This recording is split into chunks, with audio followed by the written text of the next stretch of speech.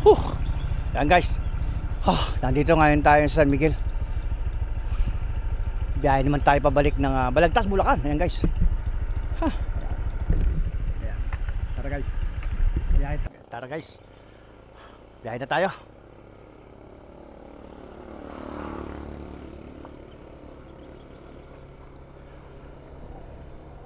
Punta na tayo ng biyahe na tayo ng tao dito, ng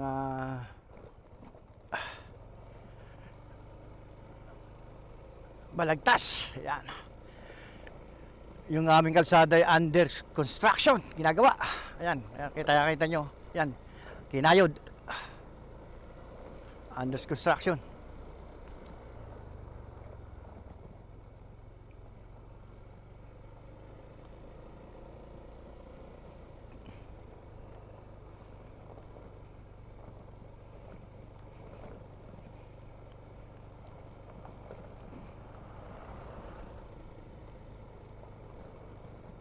Ayan.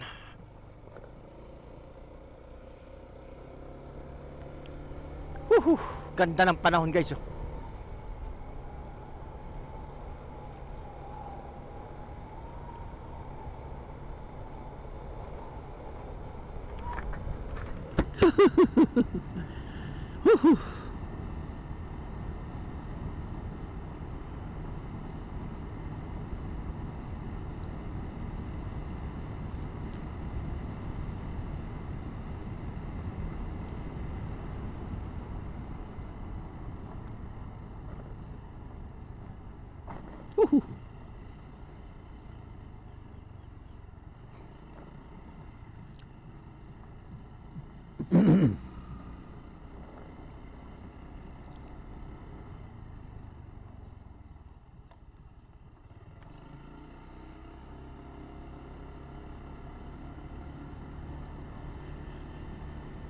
Anong oras na ba?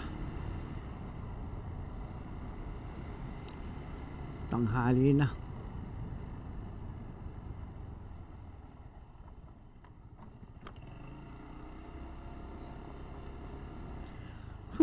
Balik agad O kasi sa tuwing hapon umuulan Minsan pumunta ako dito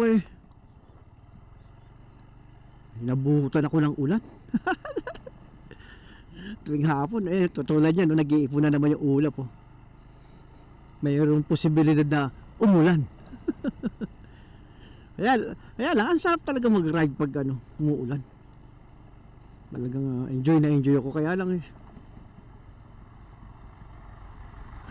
parang wala ako sa kondisyon magpabasa ng ulan. Hindi naman kasi ako nagpakakapote. Ayaw ko rin magkapote. Ilang ako pag may kapote ko.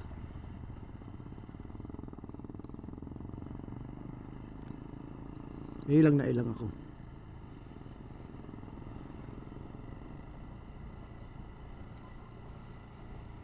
Inam sana yung kamote.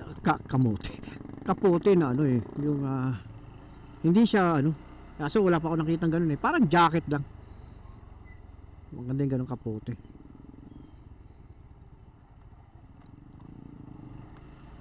Yung kapote lang talaga. May kapote kaya lang parang may pakpak parang may pakpak.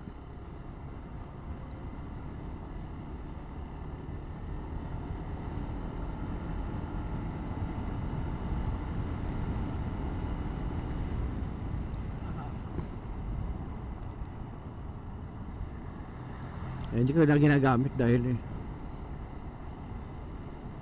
para akong lumilipad.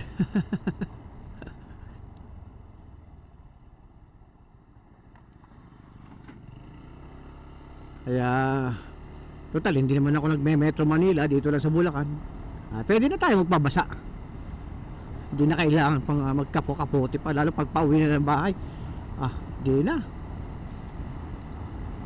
Doon na lang pagkatapos dumating sa bahay, hindi sabay ligo.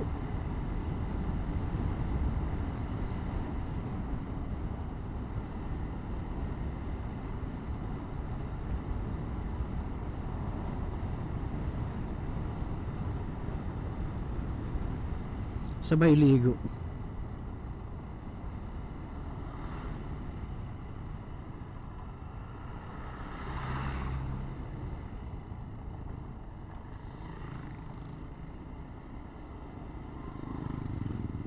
sabay ligo. Ayan, malapit na tayo sa highway guys. Maharlika.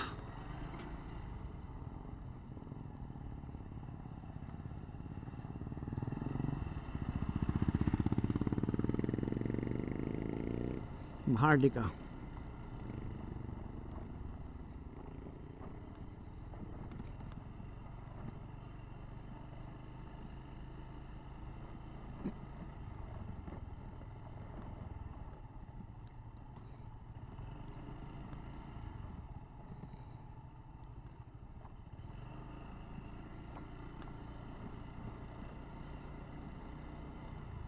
Huhu.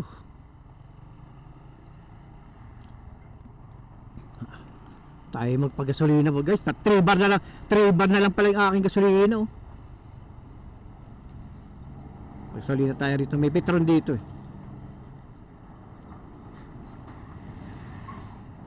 Ay, thank you.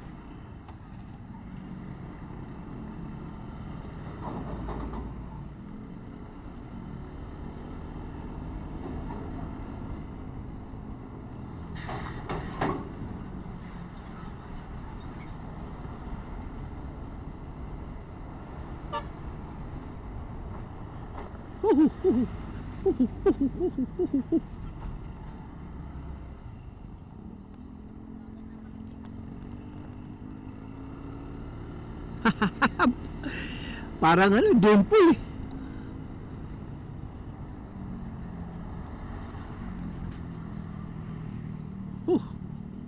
Yan, meron pa ditong lubak-lubak. Dandanan tayo dahil una-una mahal magpaayos ng shock at saka ano, masalimuot, di ba? But sana kung mga TMX katulad ng TMX ko ay madali lang magpalit ng ano, ng tawag dito ng suspension. Pero pag ganito tatanggalin mo yung ano, di ba? Kailangan talaga yung gagawa nito pulido.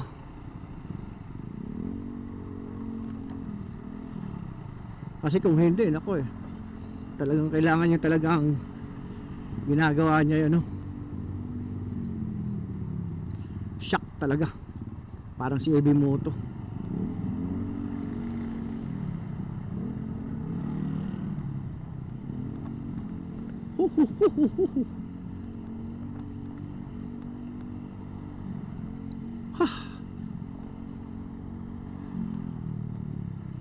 Ayan. Nakaraos din sa lubak.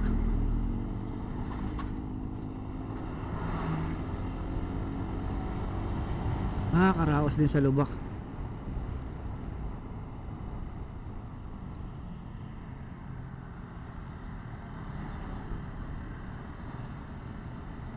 Daan tayong Petron.